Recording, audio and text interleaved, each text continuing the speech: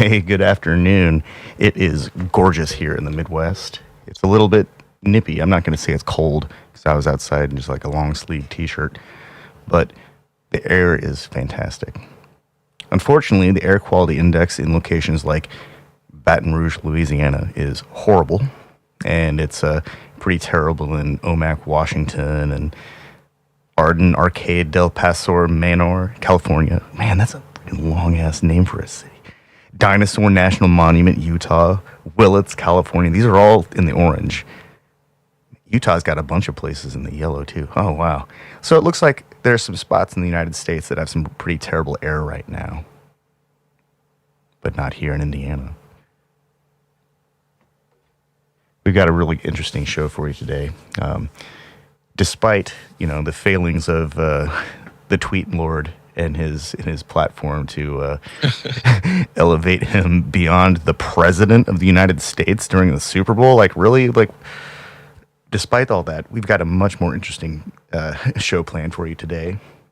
We've got a special guest, Atlanta. Yes. Go ahead. Sorry, go ahead. We have a mixed martial artist, Alana McLaughlin, who is also happens to be the second in a series of All the Homies Hate Jake Shields, beef with Jake Shields' crew. It's really kind of funny. Like, that is not intentional, but one of the topics of discussion that we'll hit. But I will not define Alana, and I will let her get into her history. So welcome to the show, Alana McLaughlin. Thank you so much for coming on. Hey there, and thanks for having me on. Is this where I have to talk about myself? Well, real quick. So there's a Wikipedia entry on you, but where would you start your story? Because I know in terms of there are many things about you in terms of your history and your fighting career, but where would you start your story? Well, just in the context of how people know me, the easiest place to start is with being the second openly trans MMA fighter in, that I know of. That's pretty much the best starting point. Beyond that, I think I'm pretty well known for being a former Special Forces soldier and probably for being an activist who does things like dunk on Jake Shields on Twitter. Yes. And okay, on that note, when you are publicly active, did you make a conscious decision to be an activist, or is that something that happened because you're a transgender person who happens to be under fire by the government and then also by this rabid group of people in America who are actively killing transgender people and trying to erase their existence? Is it that you're an activist, or is this what it looks like when somebody is defending their existence? I would say it's kind of both, in that, yes, like I definitely fit the bill for activist, but yeah, it is circumstantial. If there weren't things for me to be an activist about, I would have no interest in being an activist, really what got me into it in the first place was, probably back, we'll say like 2012, 2010, 2012, when things were just starting, when trans people were just starting to really become the new boogeyman for the right. And I lived in North Carolina, and that's when they started floating the first bathroom bills trying to make it illegal for me to take a piss. So I kind of had a vested interest. And from that point, it just sort of spiraled. When it came to politics, most of my political development sort of started back then and snowballed from there. And then with the run up to the 2016 election and all the rhetoric that Donald Trump was using, it sort of elevated my stake. And from that point on, I kind of went full bore. So let's take a few steps back. When you served, was it in context like had Don't Ask, Don't Tell been repealed? Like, No. okay, No. so in that context, this is another issue. When you were in the military, did you feel like you were trying to protect the freedoms of trans people, like in your mind then, or is that something that was distant from how you were thinking about operating as a military person? I mean, for me, that was an entirely different time. And I think anybody that was an adult or a young adult during that time period would probably have a similar experience. For me, at this point, I wasn't out to the world as trans. You know, I had come out to people that I knew many times. I had sort of played with the idea of trying to transition and sort of been stuffed back into the closet by force. Um, but like, keep in mind, this was the late 90s, early 2000s. And, you know, I don't think people realize just how much of a sort of a sea change happened during the 6 years that I was in the Army. And for context, I was in from 2004 to 2010. And when I went into the Army, you know, I had been in school. I was in college, and the college had bylaws that you know, it was like a Lutheran private college, and I'm not Lutheran. You know, I considered myself an atheist since I was like 8. But at the time, like, the school still had like written in their bylaws that you could not acknowledge that you were gay or you were subject to expulsion. Um, and then 6 years later, when I got out, and I guess it was like probably a year or two before I went back to school. But when I went back to school, now people were talking about using people's pronouns and treating queer people with respect. And I was like, wait, what the fuck happened? Did I just like come out into a different world? But yeah, no, when I joined the Army, it was, I don't know, it was a very different time. It really was. And I'm not sure that I can adequately um, describe that to anyone that didn't live it. Uh, you know, like, people would use the F slur nonstop, you know, and you wouldn't say that someone was gay. You wouldn't use the word gay, not because it was, you know, not because it was being discriminatory towards gay people, but because it was horrifying that you would suggest that someone could be a homosexual. You know, like, I grew up in the buckle of the Bible Belt. You know, I was in South Carolina, and gay people were just not accepted, period. In fact, I would say the places where I grew up, they're still not. Yeah, So like, that's when I was in the true. Army, it wasn't, I didn't think I was defending trans people overseas or anything. That didn't even enter into it. You know, when I was in the Army, it was against a backdrop of, you know, all this imperial war propaganda telling us, oh, the terrorists just hit us at home. And, you know, like, there were flags on like literally every house, yellow ribbons tied around trees, people talking about how we were defending democracy and all this shit. Sorry, am I allowed to curse on here? Oh, fuck yeah. Fuck yeah. Okay, just making sure. Sorry about that. But yeah, no, the context was entirely different. Like, people were not talking about queer rights. People were talking about whether or not queers should be exterminated, much like they are now. Yeah, that was kind of the backdrop of that. And my own personal history, you know, when I joined the Army, it was because, you know, I told my parents I was still trans, that these were feelings that hadn't gone away, and they suggested that I die at war instead of transition. So, I mean, Jesus Christ. that was why I was in the Army. Oh wow. Okay, so that answers one of my questions. And I'll reframe that question in terms of, so your parents they clearly didn't accept your trans identity then. Have they evolved their mindset since then? Absolutely not. No? Absolutely not. I'm No. sorry. I grew up in a church. You know, my parents go to church 5 times a week. You know, I call it a cult, but they're part of a holiness church. And what's crazy is they actually do have like a nationwide membership, but I guarantee you it's a church that almost no one will have heard of. But yeah, their church grew out of the holiness revival movement back in like the mid to late 1800s. And they just kind of never stopped the revival movement stuff. But I mean, we're talking about a church whose bylaws in the 90s had stuff like black people and white people can't mix. Yeah, That's the environment that I grew up in. So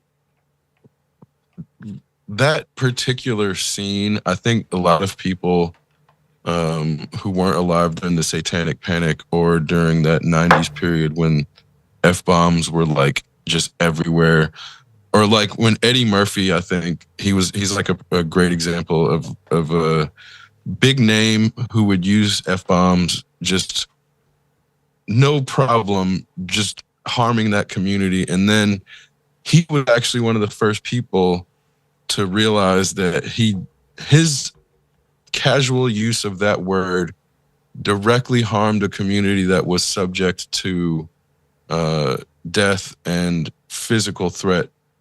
And I think he understood, I mean, whether it was for the sake of appearances or not, I don't know his heart, but at least it appeared that he started to change his path.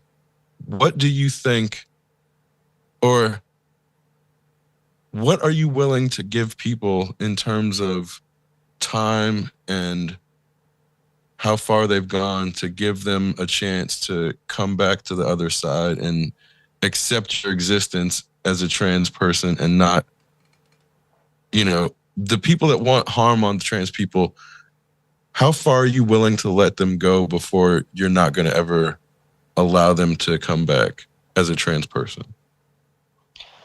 I mean, I don't think I can make a blanket statement on that. I think it's sort of a case-by-case basis. But what it comes down to is that if you loudly and vociferously declare that you're my enemy, I believe you. Now, if someone turns around and goes, okay, I was wrong, then we can work with that. You know, and that doesn't mean that the work is done. It doesn't mean that, oh, you're an ally now because you will allow me to exist. But that's something I can work with. If someone like expresses that they have genuinely changed their view, okay. But I know that the wizard game discourse has been a big thing the past however long that's been. But I mean, I feel like I got misrepresented over my statements on that. But a lot of the really what it comes down to is, you know, if people are really super invested in this intellectual property by someone who is openly anti-trans, whose work is like racist and anti-Semitic, you know, you can be invested in that property. I'm not stopping you from buying books or games or whatever. You do what you're going to do. But you can't really expect anyone to take you seriously if you're calling yourself an ally and doing that. You know, just don't expect me to trust you. You know. Oh, definitely. And now, somebody buying Wizard Game is not the same as somebody carrying around a sign that God hates F slurs and you're going to hell, or you know, sending me death threats in my inbox, and you know, like there are degrees. You know. well, we had one of those people in our local city, like from the Westboro Baptist Church, that would come to our campus and carry around the signs, you know, the F slurs, you're damned to hell, and God hates F slurs and all this. So I've seen that end of the spectrum. I'm not like I mean, they showed up to a funeral where I was a pallbearer. They're the worst. They're like the scum of the earth. And then, but the whole reason I asked is, when it comes to the notion of community, I'm looking at a lot of different oppressed minorities and wondering if there are communities. Do you consider trans community to exist? And if so, where are the allies in terms of like, are they on the periphery or are they in mixed in? Because I'm digital identity and digital existence makes things very fluid in a way that impact happens in asynchronous time.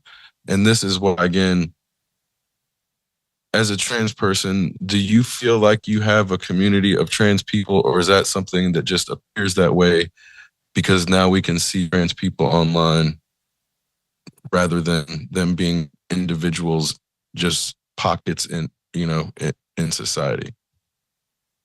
I think that's really kind of a question for somebody with a sociology degree. I mean, from my they're perspective, not I would say, experiencing it.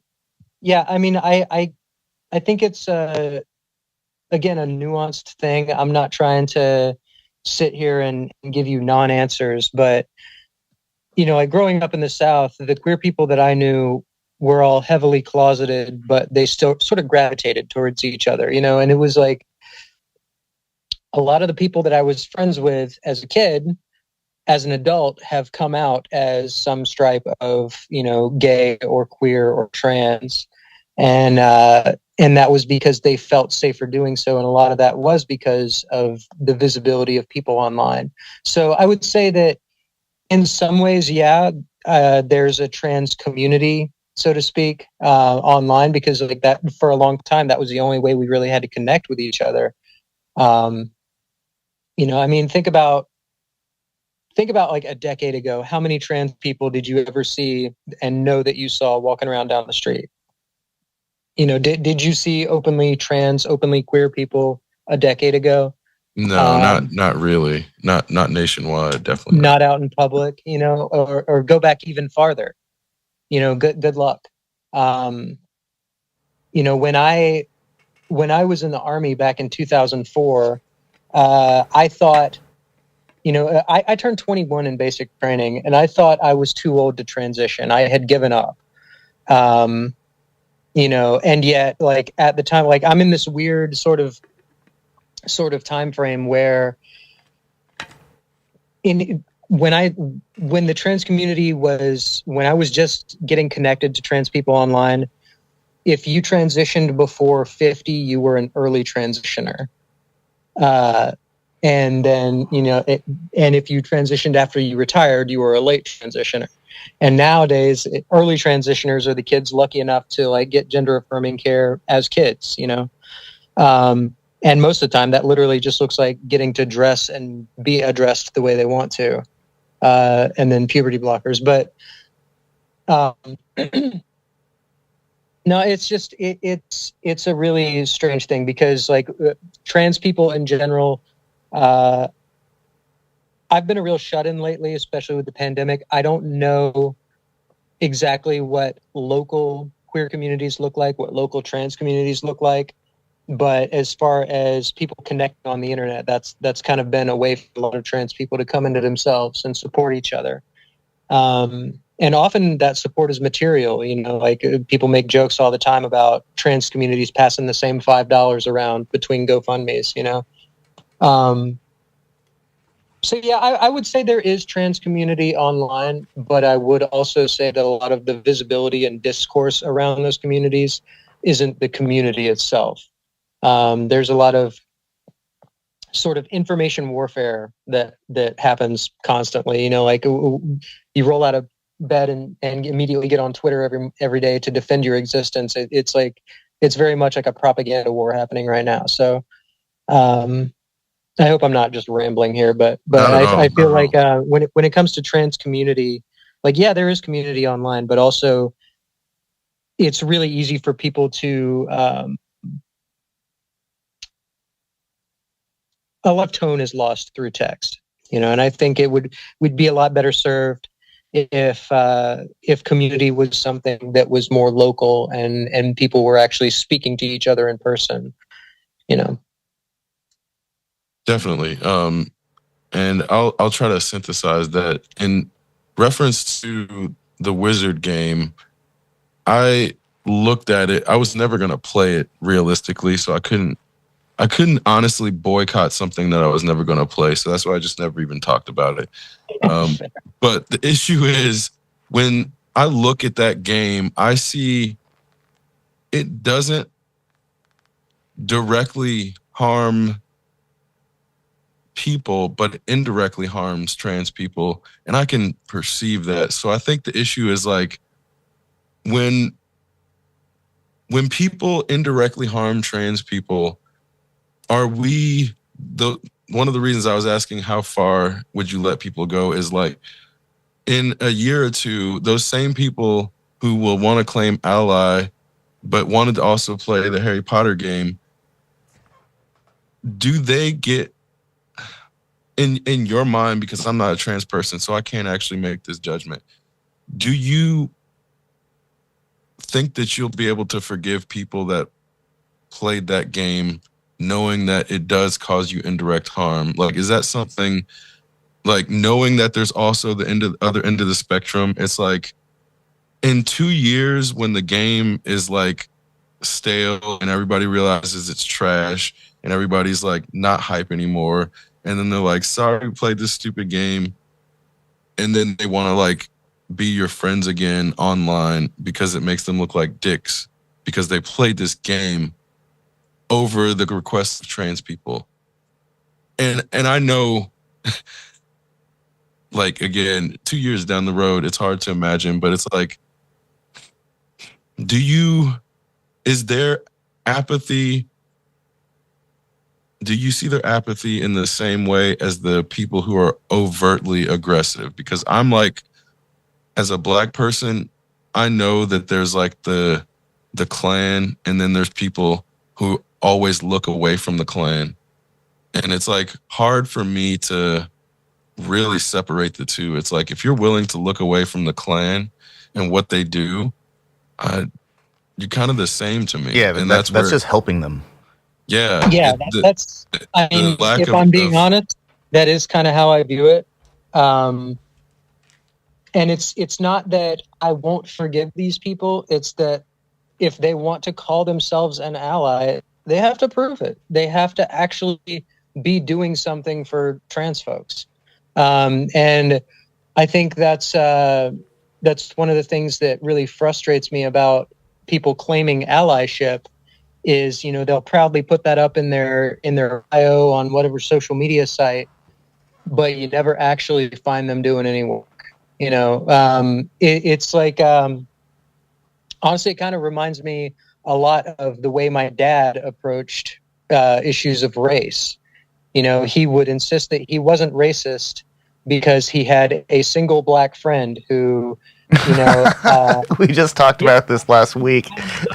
I'm not joking here. I wish I were, but no, he used to work at a copper recycling plant, and he had a single Black friend.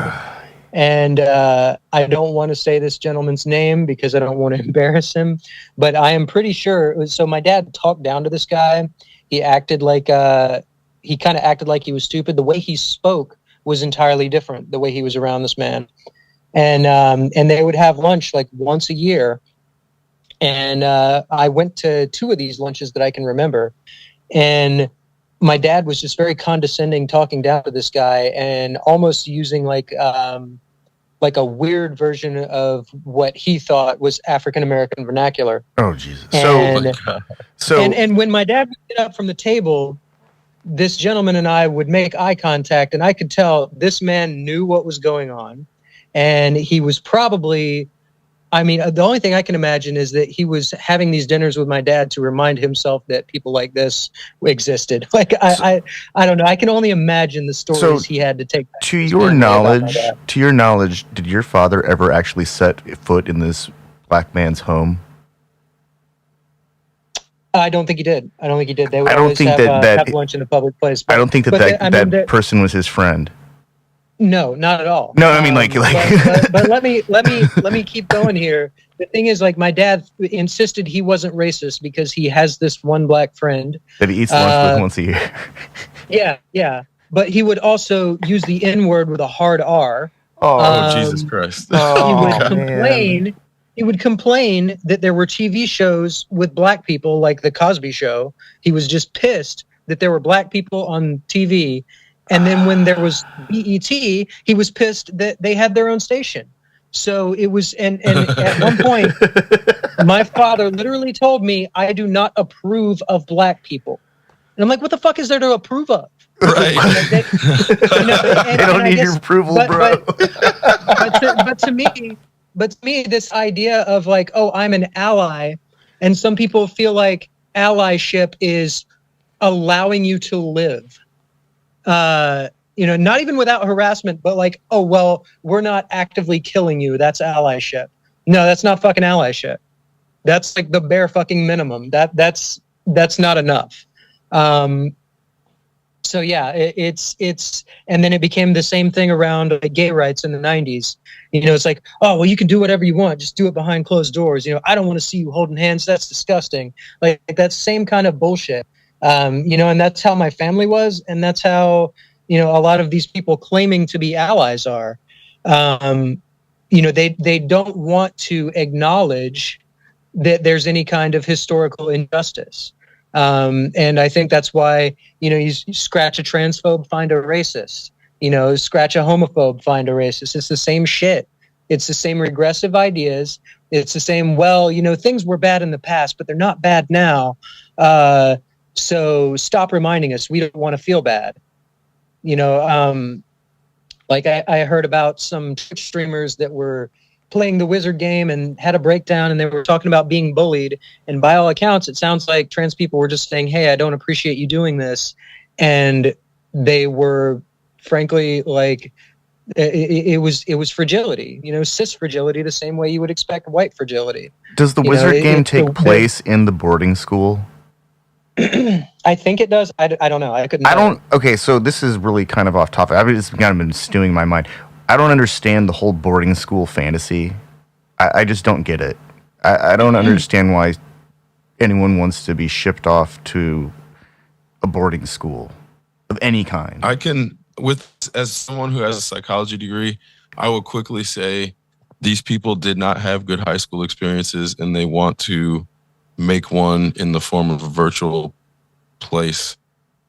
And they're just lying about it is what it comes down to. A lot of these people didn't have friends, and then they're online and vocal, and they want to pretend that this isn't about them covering up a really bad high school experience. But they were also the same people who in high school were saying the F-bomb, so fuck those people anyway. It's like, I know that full group. Disclosure, in high school, I was using the F-bomb. Everybody was using the F-bomb. Yeah, it's like you can't lie and say in the 90s you weren't using it if you were alive. Everybody was. It's a literal thing where it's like if you were quote unquote woke in the real way, you stopped using it. That's the issue. Anybody who says they never used it then is a fucking liar. And that's the issue, is like even somebody who's trans and gay was using it then, and that's the way you had to survive and fit in was do shit like use the F-bomb or like refer to interracial dating as jungle fever. There's shit like people don't understand how far we've come in terms of visibility, which is also why that's okay to relate that to today. When you have somebody like Jake Shields who's like, you'll never be a man. Like, does that resonate with your past in terms of why you like are trans, or is this something like when you pass it? Because I also wonder if there's a such thing as gender dysphoria. Is there gender euphoria in terms of like if? Oh, absolutely. Because absolutely. Like I don't think it would be something that just trans people felt. So it's like if a man is like chopping wood and people online are like, oh, this is a macho man, that would be where a cis person feels. It's affirming. Like that is something. Yeah, it's like literally cis people get more gender affirming care and do more gender affirming things than trans people ever Definitely. have. Like look at it. It's really funny to me, the sort of alpha male manosphere shit, like all these guys doing steroids and shit. Like, what is that? That is literally gender affirming HRT. They are shaping their bodies to be the peak of what they perceive as masculinity. And often they're doing it at a detriment to their health. Do you You know, do you you've think got that like all people these who take championship bodybuilders dying in their 40s from from left ventricular failure because of doing steroids, but then they'll sit here and say that trans people are mutilating their bodies So and damaging their health. do you think that people who are taking like steroids or human growth hormone, like, do you think that these? I wonder, like, they can't possibly. Actually, no. They probably think that they are all that is man, but in my mind, and maybe I'm just confused about this, but if one needs to inject additional testosterone or steroids or growth hormones, doesn't that actually mean the opposite, that they are in fact not all that is man?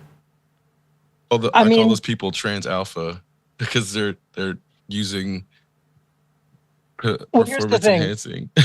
Those guys are using gender affirming HRT, and I'm not going to knock them for that. What I will knock them for are their attitudes towards other people that are doing the same fucking thing as them. It's really silly to me because masculinity, I feel, at least the American white version of masculinity that I'm familiar with, it is literally all about the fact that it can be taken away or denied.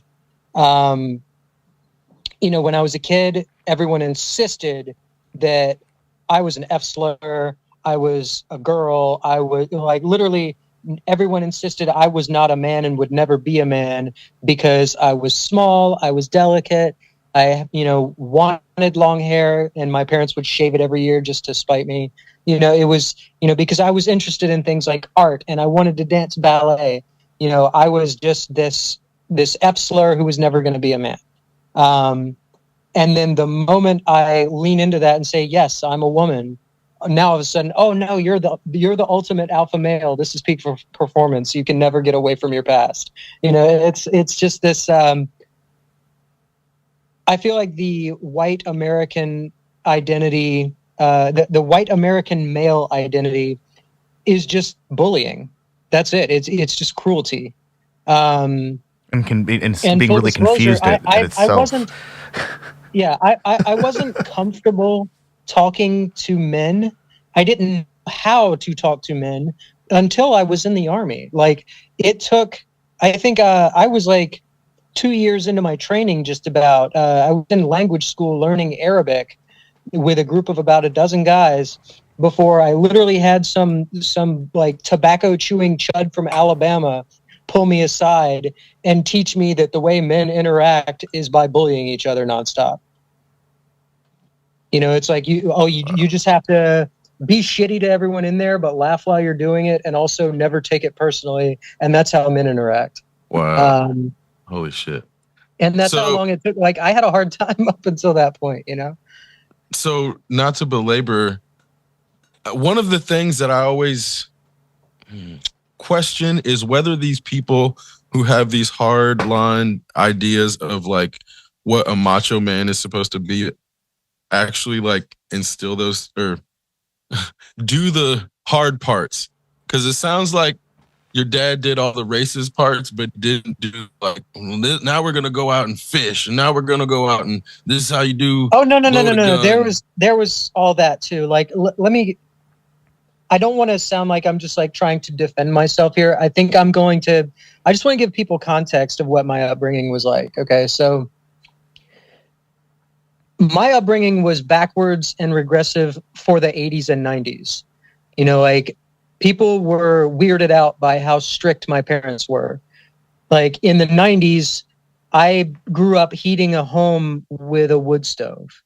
Like, I was being beaten with, first belts and switches and then paddles. Like my dad liked using the 5-gallon paint stirring sticks that you get from like Lowe's for a 5-gallon bucket. He used those on me until he got tired of breaking them. Then he used that as a template to cut one out of 3/4 inch plywood, and he broke that on me. Oh. Like, the Department of Social Services was called to my house when I was a kid. Like I had a really shitty childhood, you know, and I would say statistically, I'm an outlier in that I quote unquote made it without being like a heavy drug user or institutionalized. Although I mean that's been on the table more than once during my lifetime. Um, but yeah, like when it comes to the macho shit about like hunting and fishing, my dad was so extreme that I was a teenager before he even decided to have hobbies. Like he had decided at some point that work was the only thing that mattered, and he only got into hunting and fishing because my uncle Mark got me into it. And it took years to get him interested because he felt like the only thing that had any value was work. Um, and the church, obviously. So yeah, I come from a really messed up background, and when it comes to the macho shit, I think my dad had an idea in his head of what masculinity was supposed to be, and that's what he was trying to impose on me. And it's stuff that I'm pretty sure he did not live up to himself.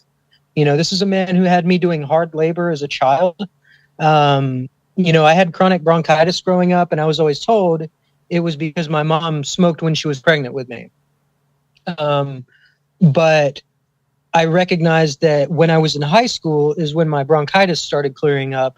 And that was around the time that dad didn't have me crawling through fiberglass insulation and under houses to do plumbing and stuff. And I never put it together until I was an adult, you know? So, Holy shit. so yeah, I'm not trying to like do a pity party thing here. I don't want people to be like, oh, you know, it was so hard for you. It's just I want to give people a context. Like this is how backwards my upbringing was.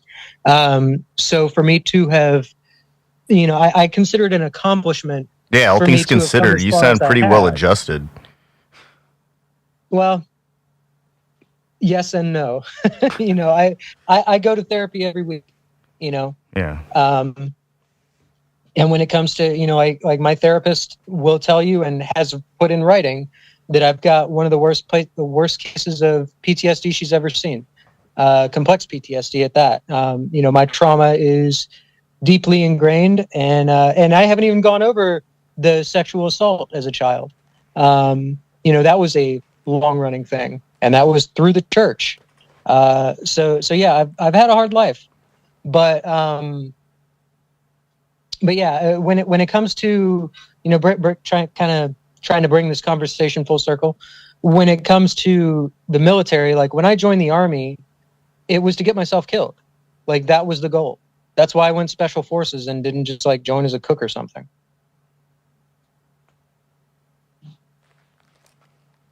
In that journey, was it what got you out through the other side? Because clearly you didn't die in the sense of it. You didn't have to wait for somebody. Like what pulled you through? Because again, it's like, was it the fact that in going so far as to be willing to destroy your existence to prove something, is that what made you strong enough to come through the other side, or what was it? I mean, honestly, I couldn't tell you. Sometimes I think it was anger.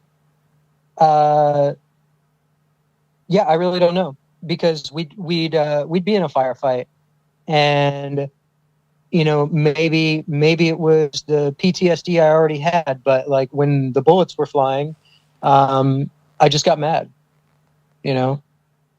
So I couldn't tell you. What I will tell you is on our way out, you know, flying in a Black Hawk helicopter, map of the earth, flying low on our way back to Kalat, I almost jumped out, to the point where it was either my team sergeant or my captain, like one of them. I don't know if they saw something in my eyes or what, but they restrained me, like held me against the side of the helicopter, made eye contact with me to make sure that I wasn't going to try again. But yeah, I almost jumped out. And then I think at that point, you know, I was pretty much done with the army, and I was like, well, you know, this didn't have its intended consequence, and the only thing that's left is to try and transition and see what happens. Wow. That actually sets up one of the questions I had really well in terms of, I have no idea what your dead name even is. When you transition, do you feel like that person dies, or do you carry that person with you? Because I know it's not the same for everybody, but in your experience, does that feel like a completely different person who's died to allow you to live? Or again, because sometimes I look at things like, if you were Alana the whole time, the man you thought that your dad would respect or whatever, maybe you did that as your armor or something. I don't know. That's the reason I want to get your perspective in terms of like, were you always Alana? And then I'm glad that you used the word armor, because that's a term I have used in the past. And I hope you don't think I'm giving non-answers here, but not at all. I would say it's kind of both, in that, like, I always felt like I was that same scared kid. I was that same effeminate, girly kid that wanted to be dancing ballet. But I had to hide her. Like, it wasn't, I knew from the time I was old enough to observe social interactions, I knew it wasn't okay for me to be this. Like, everyone told me at all times that this deep core part of my identity was unacceptable. So yeah, I sort of built, that was what it was like to me, was to build a suit of armor around that. So it was like, deep down inside, I felt like there was part of me that was me, but the rest of it was sort of an act, I mean, it was definitely an act. But I guess the clearest answer I can say is I feel sort of disassociated from who I was back then. Obviously, like, the things that happen to me, but sometimes it does feel like a different person. I've heard people say that, maybe hormones are part of that. I don't know. I feel like I was just kind of in a sort of dissociative trauma state, a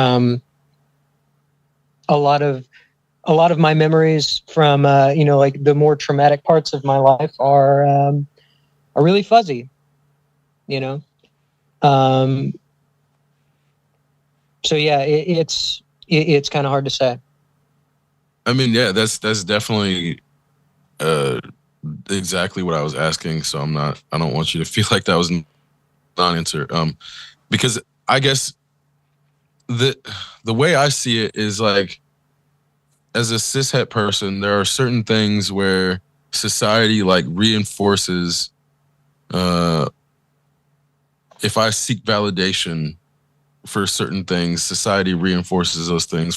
But for like a trans person or a gay person, society will then try to either punish or negatively, like, not give them any sort of attention or any sort of validation on those things to discourage them from those behaviors, which is also why it never seems like it's actually a choice to me, because then it's like, this person's deciding to take the worst possible route from how people are going to treat them. And that's why I'm like, yeah, it doesn't, I've always thought it can't really necessarily be a choice in terms of, like, yeah, it's just not a good choice then, if that's the case. Yeah, it's a very disingenuous argument when people are like, oh, well, you're transitioning for special treatment, or you just want to feel like you're different. You just want to be special. It's like, no, I would very much like to just be a normal fucking person. But, I will say that as a trans person, you'll be punished for everything. If I wear a dress and a lot of pink, transphobes are going to say, oh, well, you're making a mockery of womanhood. You're just doing all this stereotypical shit. But if I then go train mixed martial arts and continue to ride my Harley motorcycle, oh, well, that's just proof of my inherent masculinity. If you're trans, it's just a no-win fucking situation when it comes to transphobes. Like, they just, anything that you do or don't do will be used as ammunition in their arguments against you.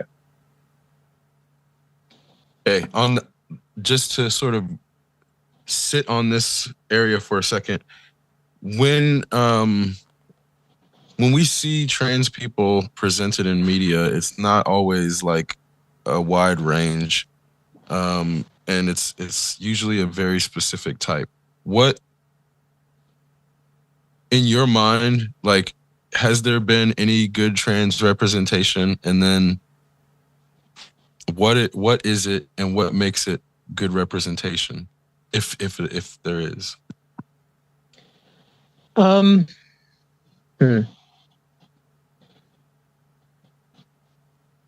There's like a few questions on this subject. This is where I kind of feel like representation is, I don't even know if representation is the thing that I want or that I feel like trans people need. Like, on one hand, it's good to see other trans people out in the world existing. And I feel like that sends a message to like trans kids that, yes, this is possible. On the other hand, I think when we focus so much on representation, it flattens things out and it gets rid of a lot of nuance, and it doesn't allow us to just be people. I think if you're a trans person and you're prominent, you're sort of foisted into this role of like, you're a representative for the community now, and there are certain expectations with that, and there's a ton of scrutiny. And I think it would be a lot for anyone to deal with. And I think by focusing on representation, we sort of overlook the things that are more important, like access, like self-sufficiency. And this is where, I start going on one of my anti-capitalist, anti-imperialist rants. But I mean, representation isn't the thing that we should be worried about. We should be worried about fucking healthcare. We should be worried about having our rights stripped away. We should be worried about the fact that trans people are under attack everywhere in this fucking country, everywhere on this fucking planet. And I'll see people saying, well, why don't you just move somewhere else? Because there's nowhere safe. Where the fuck am I going to go? Where the fuck is a trans kid going to go where they can not only be affirmed in their identity, but be safe? So when it comes to representation, like I've had people like laud me as like a hero to the trans community or whatever. I don't like that terminology, and I will tell people, like, you deserve a better fucking hero. You deserve a better representative, because no matter what else happens to me in my life, I have been shaped by my experiences, and I am only ever going to view the world through the lens of violence that was enacted on me and that I have enacted. And this kind of gets into sort of like recent controversies, but I've had people suggest that I am proud of being a cog in the imperialist machine, and that is absolutely not the case. I've had people call me a baby killer and all kinds of other shit, and again, not the case. I don't think we should have been in Afghanistan. I don't think we should have been in Iraq. I think the military industrial complex, the American war machine, is sort of the enemy of freedom all over the world, and I will stand by that. And I don't want to be put in a position where I need to defend my actions in Afghanistan. But that said, like, the things that I did in Afghanistan was I ran a biweekly medical clinic. My interactions with women and children were treating them for injuries and sickness. And then when it comes to combat, like, yeah, I fought. That was the job. But everyone that I was engaged in combat with was a combatant. While I lose a lot of sleep and I feel bad about a lot of the shit that I did, it's with the caveat that, the Taliban and the Chechen mercenaries that were shooting at me were not great guys. They're not comrades. They're not people that care about human rights. They were there for a specific agenda. and the real victims and all of it are the people that were caught between the U.S. military and the Taliban. You know? Yeah, that makes a lot of sense from that perspective. And we'll touch on Ramzan Kadyrov briefly later on the topic, just to bring it back to that. But on the note of representation, I'm okay. As somebody who's a cishet male, I look at trans representation in terms of like when I was growing up, every trans person you saw in media was like either a prostitute or a villain that was deceiving people.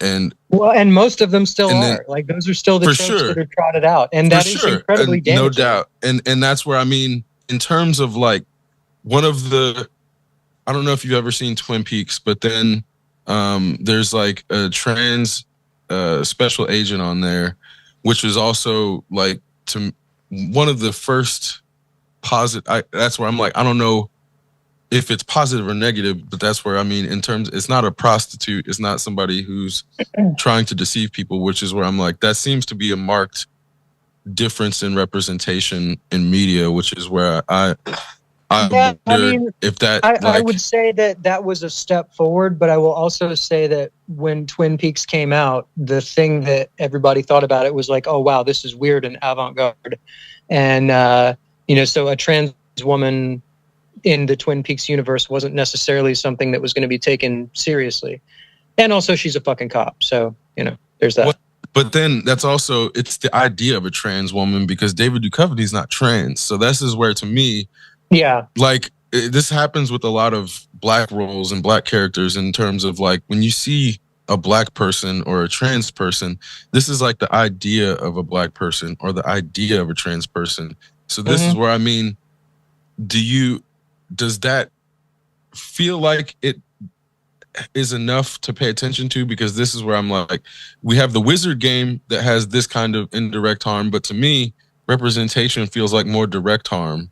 And that's where I'm like, from your perspective, does it feel more direct or more indirect? I would say that it is it is more direct, because I mean, all through school for me, like elementary, well, not elementary necessarily, I guess middle school onward, any reference to someone being trans was, and anybody that has been in public school is like, know what this is like. But any reference to a trans person was like, oh, you mean like Buffalo Bill? Oh, you mean like the fucking villain in Ace Ventura? It was always played as a joke, as something deserving of ridicule. So yeah, I think on one hand, yes, trans people do need more positive representation, but holy shit, that is the lowest fucking bar, Yeah, for sure. It is a really low bar, and that's unfortunate. and the thing is, like, when you talk about people like J.K. Rowling, like, she is still continuing to use those same fucking tropes, under her pseudonym, Robert Galbraith, who wasn't that guy who was a huge proponent of conversion therapy and shit, So she knows what she's doing there, but then she goes and writes novels where the villains are serial killer men that dress up like women. It's that same tired fucking trope, and it is harmful, and she knows it's harmful, and yeah, let's just leave it at that. Well, okay. In a similar vein, then, when you see mixed martial artists hanging out with Kadyrov's kids and this Chechen crew happening, is that, do you think that's really affecting young people in a way that then, like, yeah, are they using absolutely. that? I mean, look at the combat sports space. Look at the fans in combat sports. Obviously I don't have like solid numbers in front of me because I don't think it's something that someone's tracked. But if I had to estimate, I would say 95% plus of the fighters, the coaches, the fans in combat sports have hard right reactionary politics. Look at Nate Nate Marquardt's recent comments about homosexuality and look at the comments section under that. And most of those comments are a bunch of shitheads going like, oh, he's right, though. He's right. You know? Oh no, So isn't that Marquardt a homophobe? Yeah. Yeah. Oh no. Yeah, that's all over Twitter right now. But the thing is, like, what you got to look at is it should say something to people that in this sport, it's normal to have someone like Kadyrov showing up at events and supporting and being like an integral part of the scene, but you don't have like any LGBT organizations being welcomed into that, you know? Name a prominent queer organization involved with mixed martial arts. You know, they're just not fucking welcome. Can you name more than 3 gay fighters that are male? Because that's the one thing I can't name one. I can't fucking name one. It seems like statistically impossible. I know of a few women fighters that are lesbians. Yeah, I know more than. Also, like that's seen as that's less acceptable. Of a threat. Yeah, that's less of a threat to masculinity. I can name multiple lesbian couples in mixed martial arts in terms of like they're very much out and open. But like I said, it feels statistically impossible for there not to be any actually gay males in mixed martial arts. That, I mean, of course, the open is one thing, but for there to be like none, I think there was like, was it Seth Petrozelli? I will say, speaking from my own personal experience, I know there are gay men in MMA. I know there are men in MMA who are attracted to trans women, whether they view that as being a gay thing or not. I'll just leave that there. I feel like it's only gay if you don't consider trans women women, which is why it's like trans women are women, so it's not gay. And on that's a whole different discussion. But again, this is where I'm like, because I also don't see mixed martial arts growing, so I'm like, are they using this to virtue signal? Because this is like vice signal. Like, I mean, yeah, I don't know. It's hard to know. I guess in your gyms, do you see kids like coming in and then taking on these views? Well, I don't go home with those kids, so I don't know. I don't have kids of my own. I can't see what's actually happening there. But I would say that in that environment, it would be nearly impossible for them not to start picking up those views. You know, when you go into the gym and someone's wearing a rash guard that's got a bunch of like crypto-fascist images on it, you know, when you've got the dog whistles, when you've got all the Nazi shit that's just popping up, and that's just the water that you swim in, it's going to touch you. It's going to affect you, you know? Yeah. Well, the whole reason I wanted to ask, kids, sorry, go ahead. You know? Yeah. The reason I wanted to ask that way is I'm starting to come to the unfortunate realization that like 95% of martial arts operations are like cults. And it's not to say that they're all that way, but in your martial arts experience, like what percentage were cultish and what percentage weren't? Like, because I don't know how long you're. I have been to, well, in my experience, most of them are pretty cultish. You know, the place that I was training at here in Portland before I went into my fight camp, the head instructor was always going off about how bone broth was a cure-all, and he went on like anti-vaccine, anti-mask tirades. Like, I'd say that's pretty culty behavior. And then when you've got, you know, look at the Gracie family and Brazilian Jiu-Jitsu. You know, like a lot of the members of that family are openly fascist, like openly supportive of fascist political figures, both past and present. And yet there is a very cult-like idea that you can't speak ill of the Gracies because they invented Brazilian Jiu-Jitsu, you know? So yeah, I mean, I think it can be and is often very culty. And I think part of that too sort of lies in historical American Orientalism, you know, because when people think of martial arts, they think of they think of Asian martial arts, and they think, look back at the 80s, all this stuff about kung fu movies and ninjas and all. It's not just oh, these are people that know how to fight. These are people with magical fucking powers. It's this mysterious magic from the East.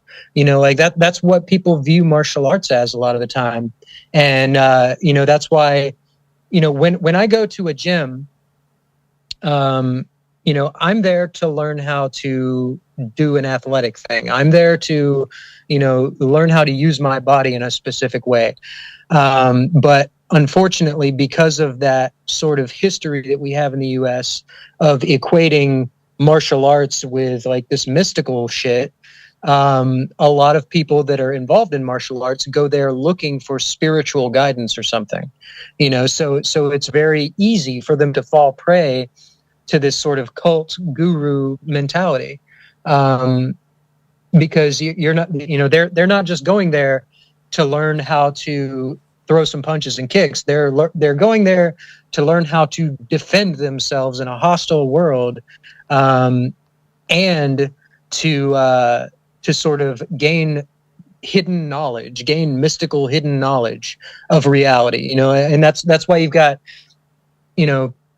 shitheads like Andrew Tate who have he's got all these like adolescent and teenage followers who defend his fucked up ideas to the death, because he was a kickboxer.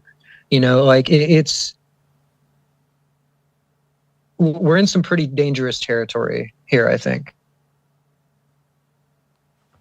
Do you feel like it's gotten worse since you were a young person, or does this feel like the same thing, just visible?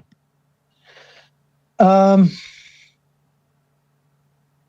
mean, in a lot of ways it is the same, but it probably has gotten worse in that, in the 80s and 90s, somebody that was really into martial arts would sort of just be taken as a bit of a joke, And now with mixed martial arts, it made it so that, with MMA, with the UFC and the marketing and everything around it, it's gotten to where instead of it just being like, oh, these are cringy people, it's, oh, you want to be an ultimate badass. That's what you do, is you go do the MMA thing. So it's given martial arts more cultural capital, I would say. So instead of it being like, the weird white guy sensei, the Rex Kwon Do guy, now it's it's a serious fighter, this serious, that guy was in the UFC, so he knows what's up. I need to listen to him. So it's kind of, I would say it's more dangerous because MMA has made martial arts more mainstream in that way. So you have a lot of people with bad ideas being taken more seriously. So I'm not sure. I mean, long story short, don't take life advice from people whose job is to get kicked in the fucking head. Yeah, and that includes me. Well, okay. I see there's like people who have served or been in the military in active duty, and then they transition into mixed martial arts. With you particularly, was it something of convenience in terms of, oh, this is an easy way to pivot, or was it something that you've wanted to do for a while, or had wanted to do in terms of like? I would say it was kind of both of those things, in that if I had not transitioned, my plan was to try to make a run at the UFC. Because to me, like, initially mixed martial arts was a thing that was very much wrapped up in masculinity for me. That was something that I wanted to do because I was on this never-ending quest to make myself into a man somehow. Somehow if I did enough masculine things, maybe I would stop wanting to wear skirts, right? So like, by that token, like yeah, I was interested in mixed martial arts early on. Especially like when I was in the Army, like that was the one athletic thing that I ever showed any interest in. You know, I've never been a big sports person. I've never really cared about sports unless I was playing them. So yeah, I can't tell you anything about basketball or football because those aren't sports that I played. But then when it comes to MMA, I pretty much gave up on that whole idea when I decided to transition because I knew it wasn't really going to be possible because what most people I think the general public doesn't know what the requirements are for someone trans to engage in sports anyway, even before all these bans and shit. But it's like, no, you had to have surgery, you had to have access to surgery, you had to have been on hormones for that amount of time, and when I got out of the Army, I did not think I was ever going to have access to surgical interventions. I thought the best I was ever going to do was I would go on hormones and socially transition, and that was it. Now, I got really lucky and I got access to surgery, and then that kind of changed things for me. And honestly, part of my entering the mixed martial arts world was at the prompting of Fallon Fox, because she and I have been connected for years, and I would call her a friend, but I think it's, she kind of gave me a little bit of a nudge. And as far as my own entry into mixed martial arts, part of it is that I still have a little bit of a competitive spirit in me, and I want to be able to compete, and I feel like I should be allowed that. But then the other part of it too is sort of as an activist, because I don't want trans kids to come up feeling the way I felt. I don't want trans kids to come up believing that they have no fucking place in society. I want them to see that they can do whatever the fuck they want, that they can live the same kind of lives as anyone else. If somebody thinks I went into MMA to get rich and famous, like, I don't know what to fucking tell you. At the top tiers of the sport, champions have to have day jobs. My debut fight, I got paid $2,000, and half of that was because I won. So I'm certainly not in it for the money. So I can remember when Fallon made her debut, and I definitely, it was not something that anybody had really seen before. So I was like watching it, and I didn't make any judgments immediately. And I saw the first fight, and I'm like, okay, this was like clearly a stylistic mismatch. And then I think it was the second fight, she lost. So once she lost, then I'm like, okay, the idea that somebody transitions to become good at a sport is clearly, it was like nonsense in the first place. It's 100% bullshit because when somebody just the performance drop is so fucking extreme.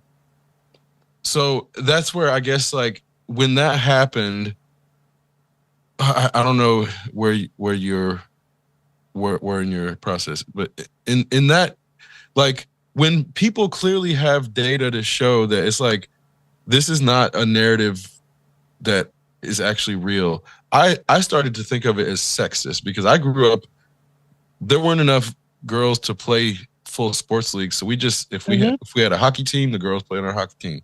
We had a football team, the girls played on a football team. Wrestling, same thing. So in my mind, gendering sports was always like this happened for whatever reason. And then you find out is because women were actually winning against men. So this is like, what do you say, or when you know the other side is not actually prone to listen to logic, do you stop trying to convince that side, or do you try to formulate? Yeah, no, I don't try to convince them, because if someone is that invested in their beliefs, I'm never going to change their mind. Either they'll come around or they won't. And like my job is to just be there and be the evidence. When it comes to people that are super invested in their transphobic ideas, I don't think they can be reached. because you can show them all the proof in the world and they'll come up with something else. Look at fucking Jake Shields. The only reason I had any interactions with him at all are because he was posting my pre-transition photos where I was 190 pounds and fucking muscular as hell, benching over 300 pounds and saying, oh, this is who just beat up a woman. And then I'm like, hey, this is what I look like now. Why don't you show them that? And then, of course, he started backtracking and he did his weird, awkward, like, oh, well, of course she got hotter, but she's not really my type. Just the weird equivocation. It's like, yeah, okay, I get it. You have a crush and you can't fucking say that. Like, do your thing, man.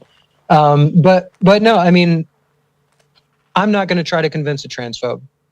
What I'm going to do is I'm going to be the evidence against them. And, assuming we win this fight, history will be on my side.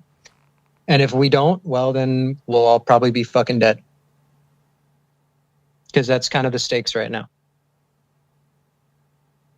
So this gets back to the community. I don't get involved in like community infighting when it's not like my stuff. So when I see what I perceive to be the trans community infighting, is this something that is like can the trans community overcome the infighting? And is it something that just is like bickering? Because from the outside it looks like catastrophic fighting, but that's where I'm like, I don't know how to perceive the trans community's like public discourse, because it could be them working things out, or it could be like a catastrophic split happening. So that's where I'm like, I guess the frustration that I have is I've seen this happen more than once. And the trans community is sort of airing their dirty laundry and making the same mistakes over and over and over, because nobody pays attention to what happened before. And I will say that, I do see a lot of particularly white trans women being very ignorant on issues of race. And, like I said, when you're in a position where you're sort of held up as a representative of the community without having any preparation for that, there's going to be a lot of missteps made. And I think that's where a lot of our problems originate. You have people that are being lauded as subject matter experts and as activists and as sort of leaders who maybe shouldn't be in those positions. Like a lot of the discourse that is happening, asking someone not to use ableist slurs, or asking someone to, think about things that don't fucking belong to them. Like if black folks ask you not to do something, don't fucking do it. We're asking trans people as a community, or well, I say as a community, there is the split. There's the trans folks that are like, oh no, please go ahead, play the wizard game. I don't care. It's fine. I think the problem is we don't have a unified movement. And that's why I think a lot of marginalized folks of all stripes suffer, because we don't have unified movements. And where there's a lot of revolutionary potential, a lot of potential for people to come together and start looking at ways to change these systems that are negatively impacting us all. Those systems have been very effective at driving wedges, whether that be through, propaganda, or through misinformation, or honestly, just through shit like destroying education. Why do a bunch of white people say racist shit? Because they're raised in it, because they're not taught any differently. And I don't want to let them off the hook, But, when I was in high school, I had an AP US history class and I had a history of minority groups class, both taught by the same teacher. And I was the only white kid in the history of minority groups class. And I will also say that is the only class I ever had in high school that ever framed being queer as anything other than perversion. And it was only because there was a section in the textbook that talked about queer rights. And I tell you, we glossed over that page in one day and never spoke of it again. But I'll also say this teacher that was in the AP US history class, when we were in history and minority groups, she talked about the Civil War as, yes, this was absolutely about slavery. And then in AP US history, she sort of, did some equivocation about, oh, well, it was economic. Oh, it was war, but it was economic warfare between the industrialized North and the agricultural South.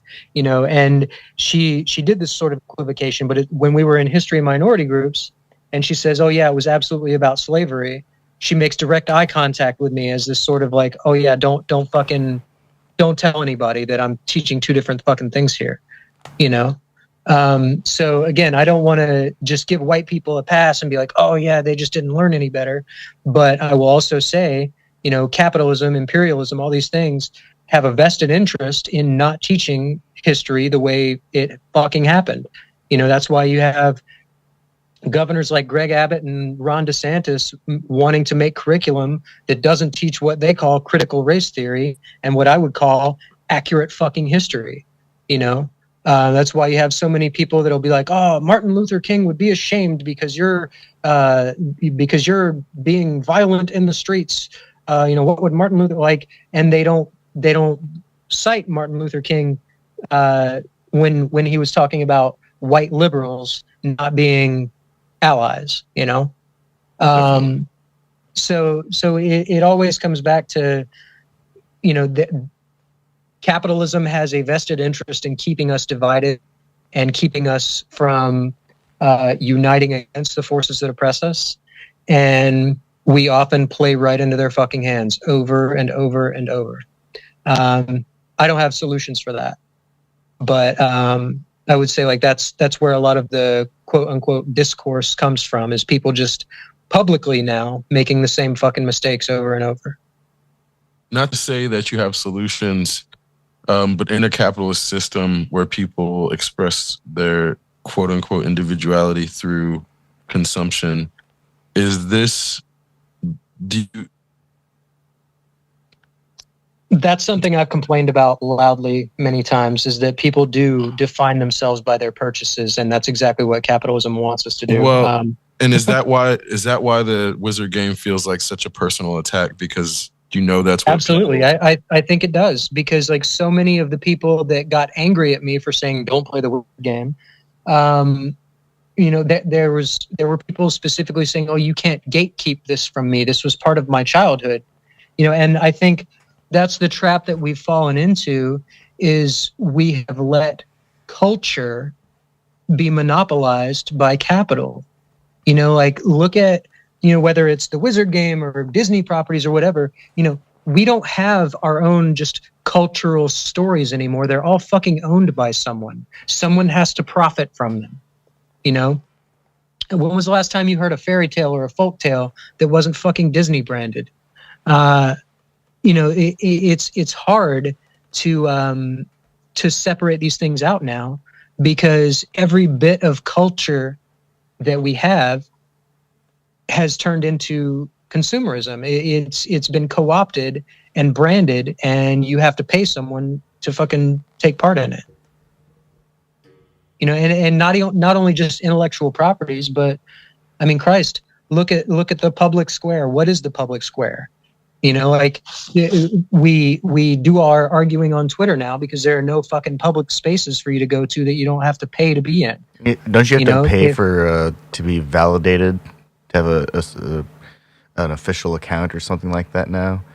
Oh yeah, I'm sure you do, and that's what they're going for. But that's the thing, like, and I'm not like some kind of socialist scholar or anything, but when people talk about the commons and the public square, That shit doesn't fucking exist for us anymore. You know, good luck going out. Like, when was the last time you were able to go somewhere with friends and not spend money? Like, if you want to go use, like, it's especially bad here on the West Coast. If you need to use a fucking bathroom, you have to buy something.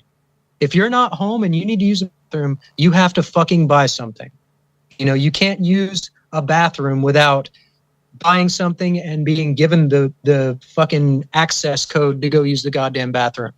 You know, people complain about, you know, like, I mean, there's literally shit in the streets here in Portland. Like, there is human feces on the sidewalks because there are no fucking public restrooms. You know, we've decided at some point that it's okay for literally everything to be commodified. You know, if you told people 50 years ago that they would have to pay to drink water, they might call you crazy. But here we are. And I mean, at this point, it wouldn't surprise me if you had to start fucking paying to breathe. I mean, I know oxygen bars were a thing for a while too. Like, that's some dystopian shit to me. But I mean, the thing is, we have ceded all access to public life without paying for it. And if you don't have money, you don't have access, and then you get discarded. So that goes from everything from intellectual properties to using the fucking bathroom. So you've been on all sides of the exploitation in terms of when you are in the military, you are a subject of the government, a tool to be used on their mission. And in the process, they make you think that they'll take care of you. Well, then they throw you away and they don't take care of you. When you transition, you are an abstract concept to be used to scare people. What is preventing you from, like, leaving this country? Like, in the sense of, at the same time, I mean, once again, where the fuck am I going to go? True, but I mean, in the sense of, like, is your fight here part of what is going to, like, I know it's definitely going to define, but is this like a stand, or is this like because you feel like you have nowhere else to go? It's both. It's both. You know, I'm someone who, well, I would say most Americans have never lived anywhere else. Most Americans have never been anywhere else. And at this point, if anyone is serious about any kind of social change, any kind of social revolution, what we have to reckon with, what we have to acknowledge is that, you know, America is sort of the last remaining superpower, and American influence is felt throughout the globe. So if you have some idea of, like, changing things, this is kind of where the fight is going to happen. You know, American identity is shaping not just, it's shaping culture all over the world. You go to Thailand and there are skin whitening creams, you know, because whiteness is prized. You know, our movies are the movies that everybody fucking sees. You know, I would say people overseas know more about American politics than Americans do because it's ubiquitous. You know, America has, you know, people will claim America's not an empire, but we have military bases everywhere. I would say that America is the greatest military empire in history. And anyone that is serious about changing the circumstances, whether it's to bring that empire down entirely or to try to, you know, do it politically, work within the system, whatever, like, a lot of that is going to happen here. Like, this is ground zero. This is the front line. This is the fight. So it looks like Canada has the highest gay travel index as of 2018, recognized globally. Yeah, I had someone ask me, like, what I think I was quoted for an article about, you know, the possibility of moving to Canada as a refugee. And it's like, yeah, that's all fine and good. But also, like, you're going to face the same problems there of money and access. You know, like, you have to be able to afford to live somewhere. And, while in America, Canada has this reputation for, oh, everyone's polite. Sorry, that's Canada, and it's sort of this joke. They also have a long track record of oppression of indigenous people, much like the United States. And I think, America sort of doesn't get a lot of the heat that it should get for indigenous genocide, because instead it's still busy catching heat for slavery. But, like Canada has a long track record of indigenous genocide. So, I mean, that's the thing. You're still looking at white colonial projects. So, yeah, I mean, and as a trans woman trying to go anywhere, like, there's nowhere that's safe for me. And anywhere that I go, I'm going to be a colonizer. I'm going to be a white person moving into a place where I didn't come from, And I think given the backdrop of U.S. imperialism, the backdrop of centuries now of capitalism and colonialism and exploitation, yeah, I mean, what is ethical for me to do in the first place? That is actually a great question in terms of navigating that landscape.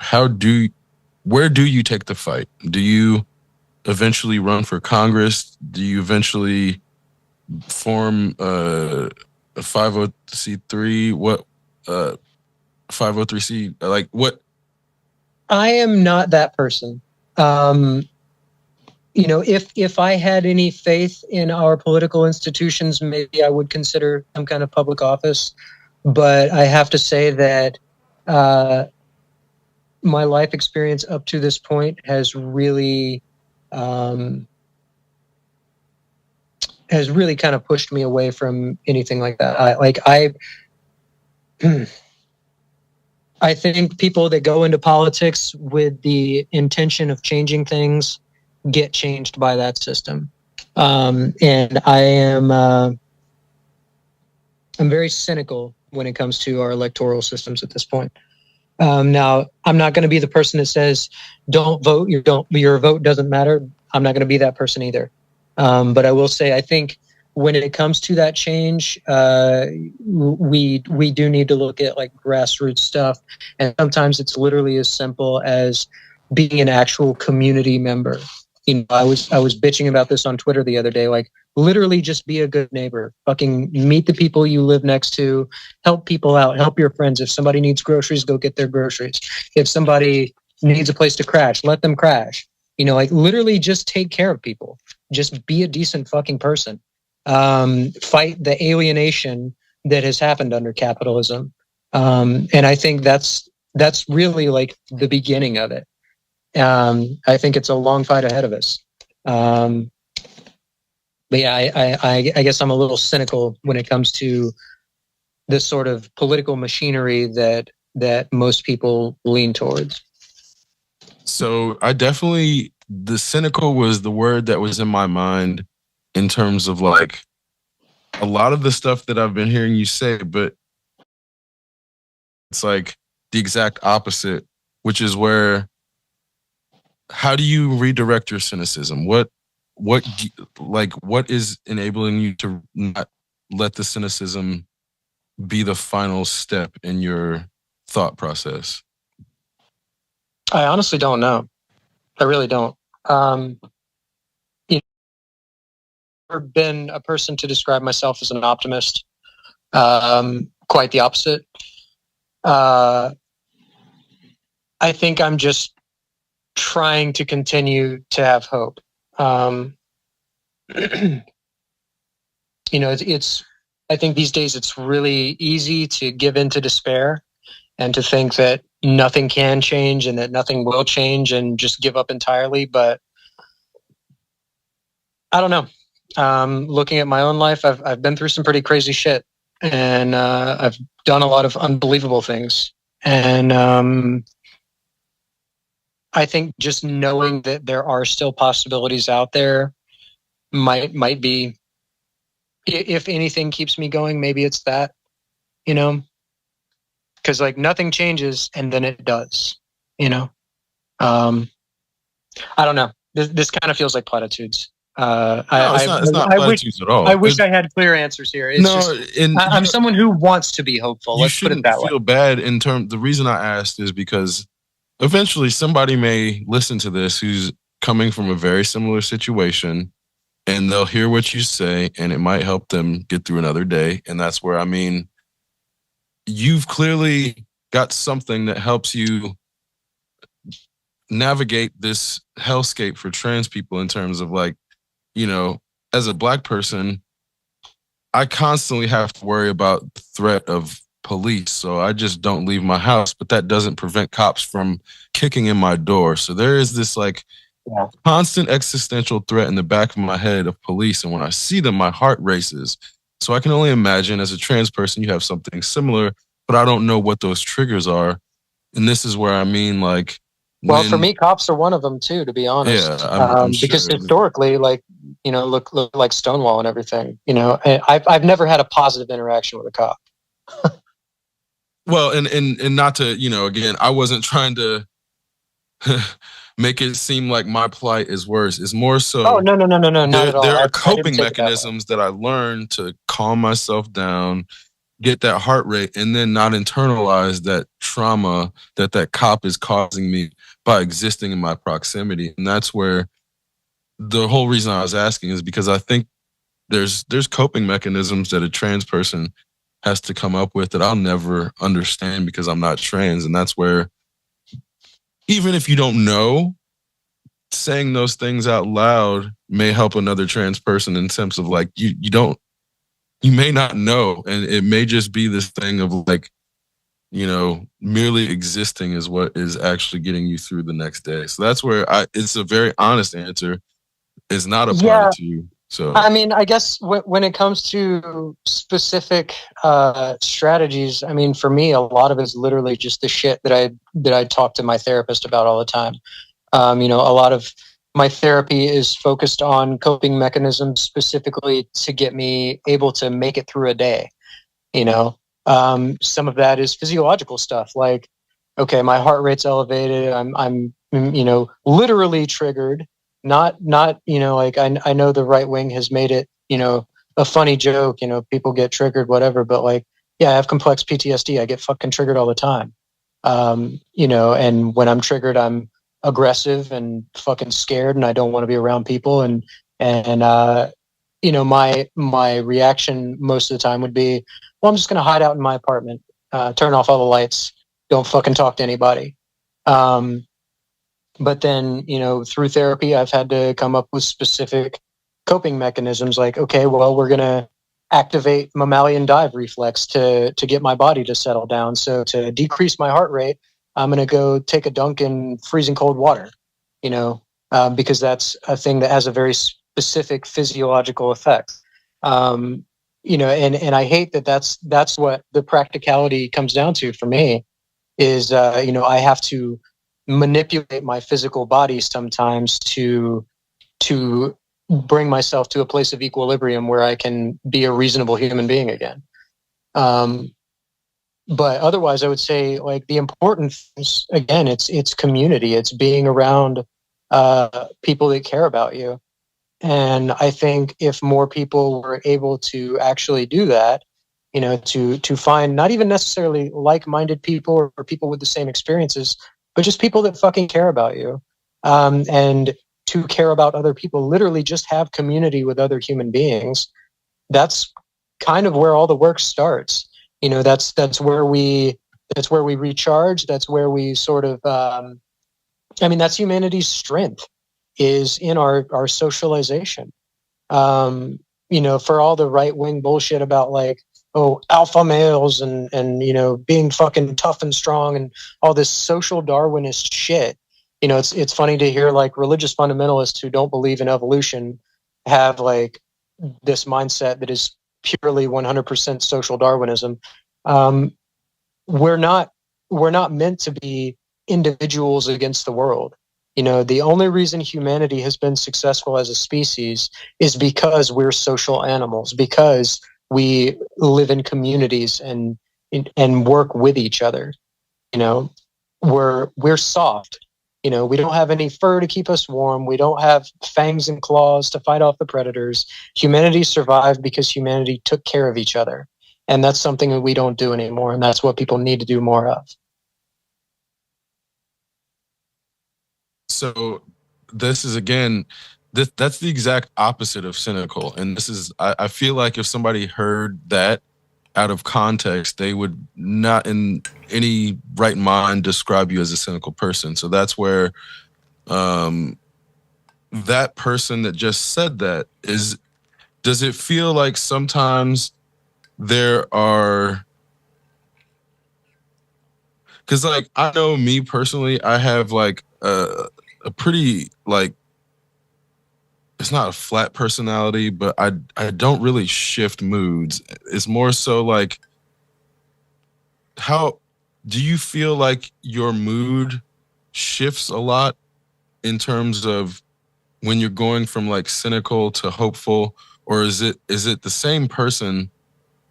Because I mean, it's the same person, but like, I mean, here's the thing. I'm talking about how we need to have community and care about each other. And like, okay, right. A couple of days ago, I took a friend grocery shopping, and I do this every few weeks because she doesn't have a car. Okay, that's like my community building shit. But then on the other hand, like, I kind of feel like a hypocrite because most of the time, if I'm not out training or something, I'm hiding in my apartment away from the world because I don't want people to be to have to deal with my bad moods. Like sometimes I feel like I am this like dangerous person that needs to be kept away from people, and I isolate. And it's a constant struggle for me to push back against that. And that's why I have to go to therapy every week. For sure. And I guess the reason I was asking is there's a duality that constantly, at least a duality, if not a multiplicity, that constantly exists, whether people want to acknowledge it or not. And I guess from a single-minded person, it would appear changing positions, but that's where there is a peace that comes with enlightenment, supposedly, in terms of being able to accept duality. And that's where it feels almost as if you have some level of peace in accepting these. But that's where, again, I have to ask, do you feel peace, or is it the duality being reflected in a constant state of change? Because it's like, if you're not changing, I wouldn't say that I feel peace, and I wouldn't even like lean into the duality thing too much. I would say that I want to see a world where nobody else has to have the fucking experiences I've had, and I guess that's what I would be fighting for. That's what I want to see. I want to see a future where people do give a shit about each other, where someone isn't being fucked with because they're trans or because they're black or because they're Muslim, and people actually give a shit about each other. Like, that's the future I want to see. And unfortunately, I think people are really invested in these, this idea of like post-apocalypse, like, oh, I can't wait for the end of the world to happen so I can show what a fucking badass I am. That's not the future I want. I don't want to live in fucking Mad Max. In a fucking perfect world, I would be making art and baking pies, and that's probably the extent of it. And when I first moved to Portland, I think that is what I wanted to do. What kind of pies do you like to make? That's not the way things went. Blackberry is my favorite. Blackberry? I really like making blackberry. What's your crust? How do you make your crust? I use butter personally. Okay. I know you're not a lard person. And some folks will use lard. Yeah. And I'll use lard sometimes. But you generally like butter. I like butter. I'm really into butter. Have you gotten into making your own butter? I have never made my own butter. Well, okay.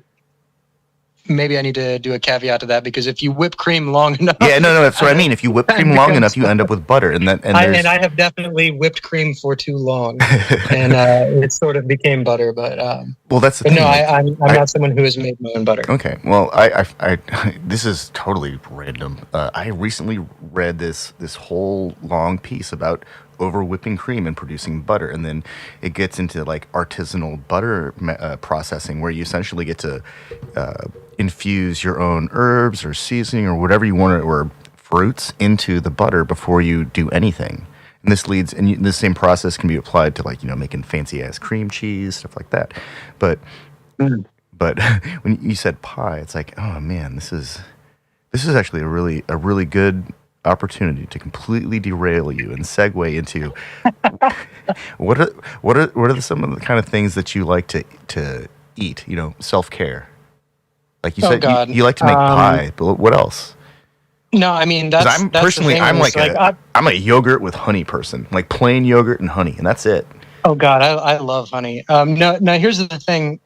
Not to start talking about my horrible childhood again, but like we were very food insecure. I'm someone that as a kid was burying food in the yard so I would have shit to eat later.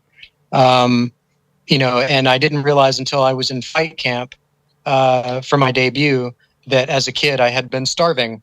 When I was in high school, I ran cross country, and I was putting in some pretty heavy mileage, and I found a lot of the times that if I stood up too fast, I got lightheaded. And I think my family doctor at the time said that it was something like, "Oh, it's just pulsus paradoxus. It's because your heart rate is so low because you're in such good shape that if you stand up too fast, it just takes a second for your heart to catch up." But then, that problem went away when I got out of the house and was on my own, and then when I was in the Army and everything, and then all of a sudden when I was in fight camp and I was cutting weight. Well, I stood up too fast and got lightheaded and saw stars, and I was like, wait a minute. Turns out I was literally just not getting enough to eat as a kid. I was just fucking starving. So yeah, when it comes to like self-care, eating, whatever, like I would say I probably don't have a very healthy relationship with food. I am a binge eater. I eat. I love to eat. Well, we love food, so... Yeah. Give me anything that's like spicy or has like very strong flavors. Like that's the stuff I'm into. All right. I would say I'm a pretty adventurous eater. I don't know if you've ever heard of there's like a village in Spain that makes this worm cheese, and it's literally not available for sale. But I'm the kind of person that like I would love to try that cheese. Okay. I eat. I go to the chicken place and order the spiciest I can get, and it's usually not spicy enough. So, let's say you go to a full featured delicatessen. What kind of sandwich do you get? They've got all the breads. It's been a while since I've been to one. They've got all the breads. They've got all the sauces. They've got all the cheeses. They've got all the meats. They've got all the vegetables. Everything. Well, don't tell me that because I'm going to put everything on there. You're going to put everything. You're going to go for the Dagwood.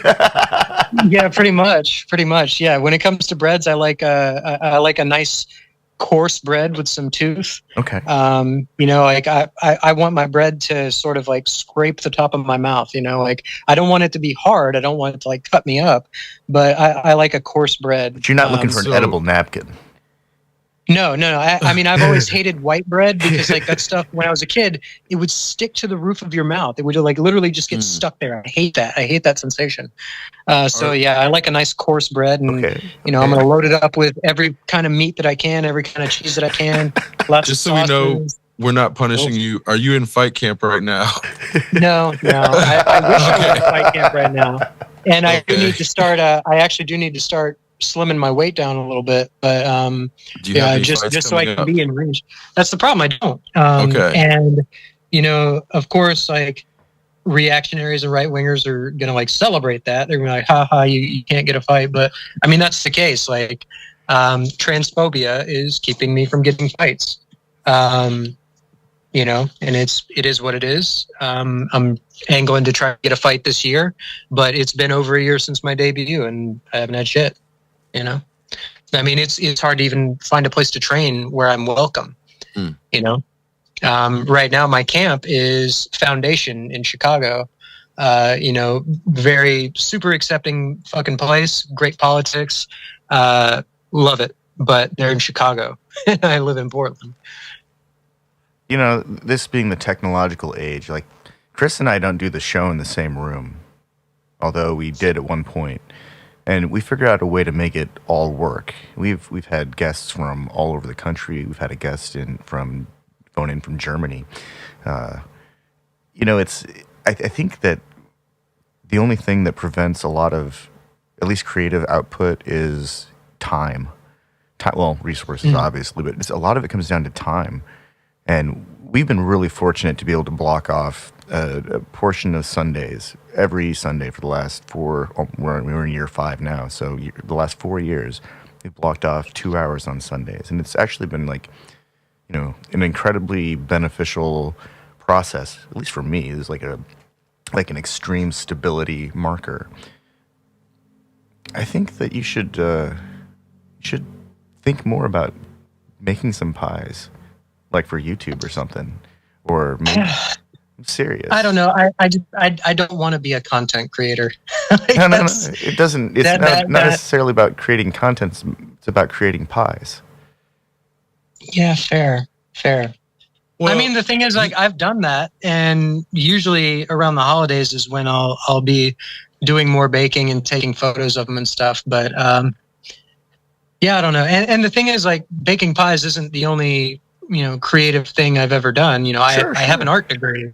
But I can't do my art because I don't have a space for it. Like my concentration when I was in college was metal sculpture, and that's cool as hell. That requires space and tools. Yeah, I'm still one of the poors, and even if I could afford art studio space, no art studio space wants to have a 1200 degree Fahrenheit forge in there. Like it's a fire hazard.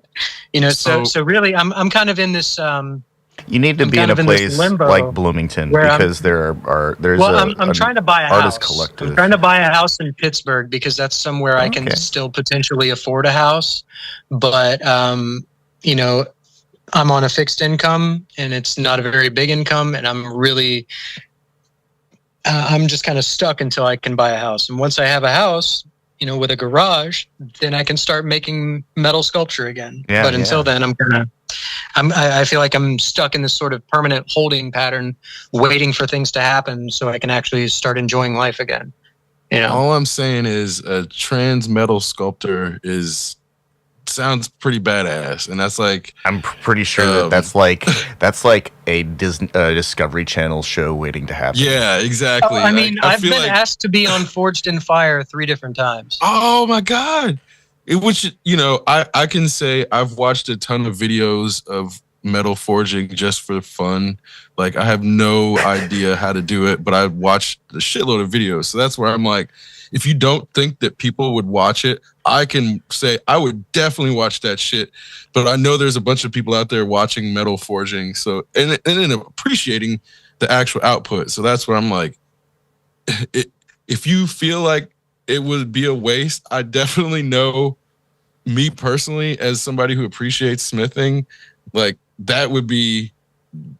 I couldn't even tell you how badass that would be to see, but that's again. Well, it's a really great idea, and I love it. But I think capital. It's not just that. It's also like when it comes to you could put up videos of it or whatever. I'm not super tech savvy. Remember, I'm almost 40. And I grew up heating my house with a fucking wood stove. You gotta create videos of yourself forging cookware so that you can make pies on them, and then get videos of the whole process. I could literally do all that, but holy shit, it would be such a pain in the ass for me to try to figure out how to video that and make it like decent.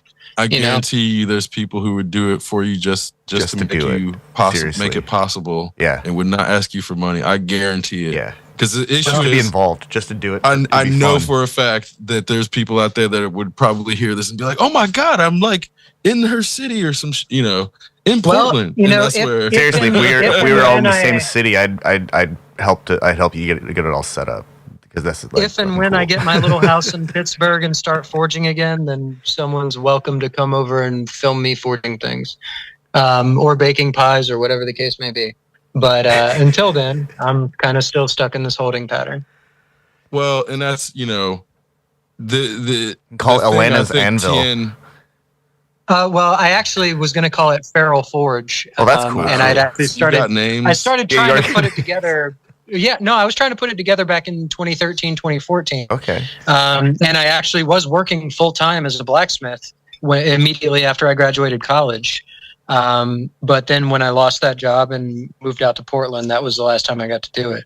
I feel like we're onto something here in terms of this is like a full-on production TV show that can happen and be, really popular. Well, the other problem too is right now I'm still very much focused on fighting, and it's not that I don't want to do these other things. It's just that, I can keep forging and making art for the rest of my life. For fighting, I have a finite time period. You know, I'm about to turn 40. I want to fight again. And that's kind of my focus right now. Okay, before we end, I'll go on that point. When you got into this, what was your end goal? Knowing that you have an exit point in your mind in terms of like you have a shelf life in the fight game, because I don't think a lot of fighters are willing to admit that to themselves. What is your end goal in terms of like, are you trying to get a championship and trying to battle to, Invicta? I don't know. Like, in a perfect world, I would make a championship run in somewhere like Invicta or Bellator or something like that. The thing is, I know the UFC's never going to fucking have me because of their politics. But I would love to fight for someone like Invicta or Bellator and make a run at a title. But I also know that being a trans woman, the likelihood of that happening is very fucking slim. So for me, I think the goal is just get as many fights as I possibly can before I feel like I'm too old to do it. And that's pretty much it. It's literally, I just want to be given the opportunity to compete. And I want to show, girls, specifically trans girls, that they can do whatever the fuck they want when they grow up. And that's that, Are you looking at wrestling or kickboxing or boxing in terms of like, I know mixed martial arts has multiple fight promotions, but are you looking to potentially do like jiu-jitsu like tournaments or anything outside of MMA? I haven't really looked specifically to those, and full disclosure, and I'm sure that if anyone was thinking of fighting me, I'm giving away my weaknesses here. While I finished my debut fight with a submission, and a lot of people will say that my stand-up looked terrible, like whatever, I'm more confident in my striking than in my grappling, and grappling is something that I get nervous with because, I have a history of sexual trauma. And when, if I'm stuck in bottom position and can't get out, I can get triggered. It was pretty common for me in fight camp, like clockwork, about every 2 weeks, I'd get stuck. I wouldn't be able to get out. I'd have to tap and just like go cry in a corner for a while because I have sexual trauma from, and being held down and not being able to escape is not an enjoyable thing for me. So jiu-jitsu competitions are not something I'm super, super invested in. I will say that my team, Coach Elias, he's probably going to want me to enter into some, but I would much prefer to stick to MMA as an entity, just because it gives me the opportunity to utilize all of my skills, to sort of put everything together. Because as a pure striker, I'm not super technical. As a grappler, I'm definitely not the best. And where my strengths lie is in the synthesis of all of it. So real quick, I know my trajectory in martial arts has come down Muay Thai, wrestling, Tai Chi. There's individual arts. Was yours coming down mixed martial arts as a unit, or were you brought up in different schools of fighting? I would say for me, it's mixed martial arts as a unit, because really, like, my background athletically was as a runner. All I did athletically in high school and college was running, and that was because that was what didn't require expensive equipment minus running shoes. It was literally just have a pair of shoes, go run. And so that's my athletic background. But when it comes to fighting, for me, it was, modern army combatives and honestly street fights. Like I've been in a lot of tussles because, growing up as a queer kid in the South, like that was just inevitable. So for me, it's always just been, I aspire to be a martial artist, but I am a fighter. Well, you've been in the military though, so you have a unique perspective. How much does military training help in a fight that's actually a sport versus how much does it hurt? I would say as far as, I would say that it helps with confidence, and it helps with things like grit. The sort of intangibles, like, oh yeah, I've got the grit to suffer through another shitty workout that I don't really want to do. That's where that would be where the strengths come in. But as far as like actual, unless you're part of like the army boxing team or unless you're like really focused on combatives or something, you're not getting that much training in any kind of hand-to-hand thing.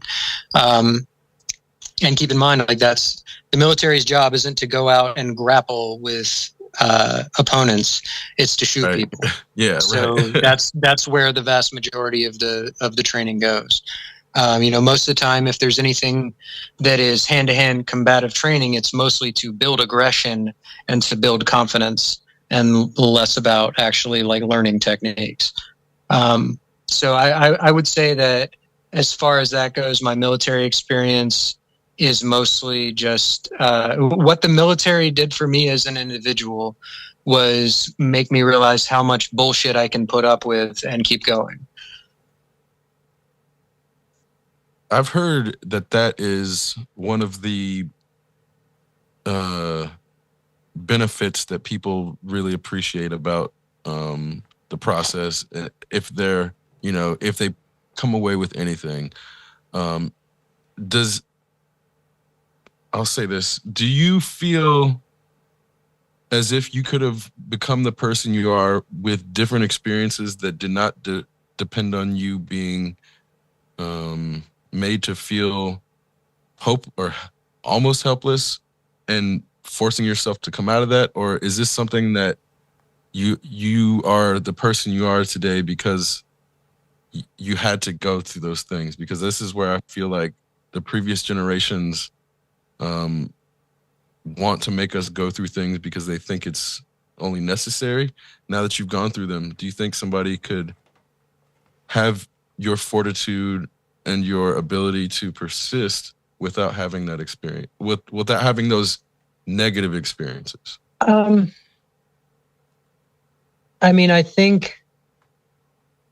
don't think having those negative experiences makes someone persistent or makes someone have a lot of grit and determination. I think what it does is shine a spotlight on the people that do. Because most of the time, those negative experiences just destroy people. I think, I will say, I do think I have been shaped by my experiences to the extent that, if I had not had the negative experiences I've had, I probably wouldn't be the tough person that I am. But also, I shouldn't have to be this tough person. I think in a better world, in a different world, I would have been a dancer. I would have been a dancer and an artist, and that's it. That's what I wanted to do. Instead, martial arts is like the closest thing to dancing that I was ever allowed. So that's kind of where I'm at. I think people that overcome adversity do get stronger. But I also think, if you're looking at it strictly in terms of athletics, the people that do best are the ones that are supported. The people that do best are the ones that have access to resources, have access to training. I think a lot of the continued performance gap between men and women overall is sociological rather than physical. I mean, that's not to say that hormones don't change things. Like, I have absolutely noticed a massive drop in my athletic performance since I transitioned. But I also think that, most of the difference in athletics between men and women is sociological, because men are the ones that are are told to excel at sports. Even if they don't necessarily want to, that's the thing that you're supposed to do, right? There's a lot of pressure to be athletic. With women, there's often pressure in the opposite direction, or if you're doing something athletic, it's to look a certain way to attract a man. And I think if women's sports and men's sports got equal funding, equal support, you would see a lot less of a performance gap between men and women and a lot more overlap in performance. And that's where I feel like a lot of the arguments against trans inclusion in sport about make your own category, it's disingenuous bullshit. It's about taking away resources and foisting us off in a corner, hoping that we'll go away. Because women's sports are already underfunded and underappreciated. And to try to tell trans people that they then have to make a separate category from that no one will watch, that no one will appreciate, they know what they're doing. They don't want us to exist. They don't want us to be in public. They don't want to see us. So when someone's like, oh, you should just have your own category, what other fighter am I going to fight? I'm the second openly trans MMA fighter. Who am I going to fight? Fallon? Her knees are bad. She's retired. I'm pushing 40. Who am I going to fight? Yeah. So yeah, I think in a perfect world, I would probably never have been on this path in the first place. I do think adversity makes people stronger, but that is not a reason to give people adverse fucking conditions. Again, that's that social Darwinist shit. Oh, the strong will survive. We should not live in a world that is defined by whether or not someone deserves to be alive. That is some fucked up horse shit. Why do we even have governments and societies in the first fucking place if people really think that you should only be alive if you have to fight for it? Everyday existence should not be a fucking epic struggle. We shouldn't be awash in hero narratives to justify basic survival being difficult. It shouldn't be difficult. That's the reason we're a social animal. That's the reason we have societies, is so people can thrive without having to be under these conditions. So we're coming up on the last 10 minutes. When you were talking, it made me think of when the WNBA emerged, and a lot of the same things that people were saying then are the actual conditions for trans athletes right now. So is it possible from your perspective for separate but equal to actually exist? Because I'm looking Absolutely at it fucking not. yeah, because that's not. It's a very clear answer, but it doesn't. Obviously, this many years later, the WNBA is not equal to the NBA.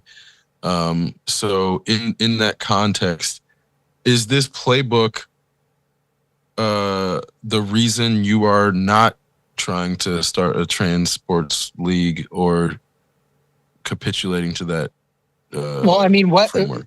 On one hand, yeah, I would be very hesitant to do anything. If another trans woman wants to fight me, I will absolutely take that fight, but it's going to be in the women's category.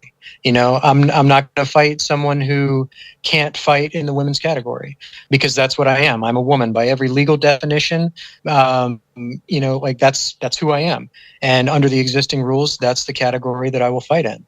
And this whole separate but equal, I'm not going to do some kind of equivocation. I'm not going to settle for being foisted off in the corner.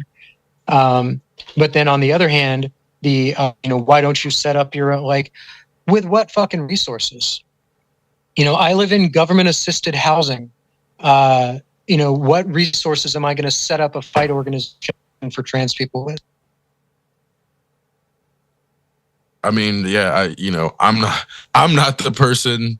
Who's going to bankroll it? Who's fucking interested? At this point, the reason I can't get a fight is, it's not even that. I think promoters know that it would bring eyeballs, but they also know their audience is 95% shitheads. So the backlash, they're afraid of the backlash. It's kind of cowardly, to be honest. You know, it's like, oh, well, this would bring eyeballs, but man, people would be mad, you know? Well, and that's kind of, you know, are promoters one way behind the scenes than the way they are publicly, or is it consistently transphobic behind the scenes too? I think that's going to vary from individual to individual, you know? I mean, when it comes to... I was sorry, I meant from your experience, because I guess I don't know. Well, I mean, keep in mind, I've had very limited experience. I've got one fight, you know? Yeah, because I mean, there's just limited experience, so that's where I'm like, you're like 50% of the representation right now, basically. I wish I could speak authoritatively on this subject, but I mean, keep in mind, I'm literally, regardless of my age, I'm a rookie fighter. I have one professional fight. That's it. And when it comes to promoters, all I can base my assumptions on is what I see, and what I see with like the UFC is, you know, look at Dana White. This man is on camera hitting his wife and being excused for it. You know, the UFC has Kadyrov fucking showing up to shit all the time. You know, it is this hard right reactionary space. That's what I see. You know, when it comes to transphobia, the loudest voices in MMA, the biggest names in MMA, who is saying anything positive about trans people? You know?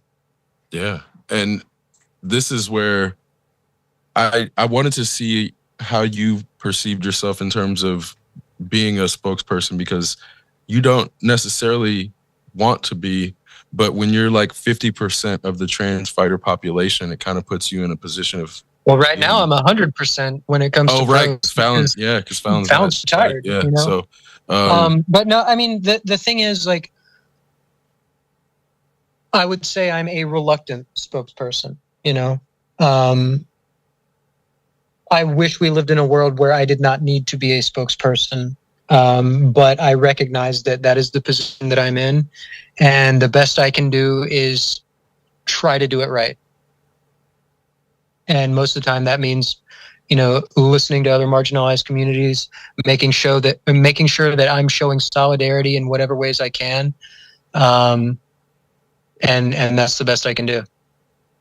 That's a very admirable goals, which again... Well, it shouldn't even be considered admirable. That should be the bare from my minimum. perspective, I have to say it that way in terms of, you know, that's literally something I can't do. And like, you've done things that other people will only see as being something to be admired, because other people can't do those things, which is why I wanted to, you know, appreciate you for coming on and speaking, which not on the behalf of any community, but as the 100% representation of the transgender fighter community. What would you have to say to the audience leaving as the final note? God, I'm going to sound like one of my old college professors. Just be nice to each other. I don't know. I mean, honestly, literally, like, solidarity. Literally, fucking be good to other people. That's it. Like, you know, yeah, I don't know. I mean, and granted, like, there are exceptions. If someone's a fucking outright fascist, if somebody's walking around with a swastika, like, you're under no obligation to treat them kindly. Quite the opposite, I would say. But yeah, I don't know. I mean, I think the best that we can do is work our way through the world in the way that we feel is most ethical. And if you're trying to be a good person, you have to listen to other people and connect with them. And, you know, that's how we navigate the world. I don't know. Like I said, I'm not, you know, I don't have any kind of coaches here telling me like how to interact with the media. I don't have any, you know, I don't have a doctorate in sociology. You know, I have an art degree, and my job is to get hit in the fucking head. So take anything I say with a grain of salt, but really it comes down to just be good to each other. Once again, I appreciate your candor and honesty, and I really do think that a lot of people in the audience are going to appreciate it as well. So the Randos want to thank you for coming on and sharing your experiences with us. It was very, very a special experience. So thank you very much. Yeah, thank you so well, much. thank y'all for having me on. I really appreciate it. Exceptional Radio.